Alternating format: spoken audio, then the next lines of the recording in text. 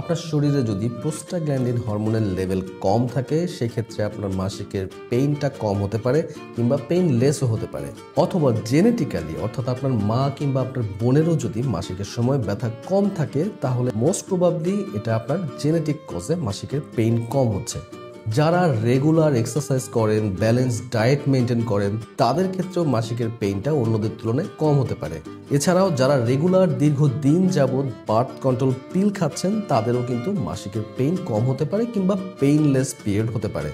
তার মানে মাসিকের ব্লিডিংটার পেইনলেস হওয়াটা কোনো অস্বাভাবিক কিছু না। তবে আপনি যদি খেয়াল করেন যে আপনার রেগুলার যে মাসিকের টেন্ডেন্সি বা আপনার মাসিকের ক্যারেক্টারিস্টিক সেটা যদি আগের তুলনায় হঠাৎ করে সাডেন একটা চেঞ্জ হয়, লাইক আপনার আগে সবসময় মাসিকে পেইন হতো কিন্তু হঠাৎ করে এবার আপনার মাসিকে পেইন হচ্ছে না, অথবা আপনার ব্লিডিংটা আগের তুলনায় অনেক বেশি হচ্ছে কিংবা অনেক দিন ধরে ব্লিডিংটা হচ্ছে, এরকম যদি কন্ডিশন আপনি খেয়াল করেন সেক্ষেত্রে আপনার অবশ্যই উচিত হবে একজন ডক্টরের কাছে চেক আপ করিয়ে নেওয়া।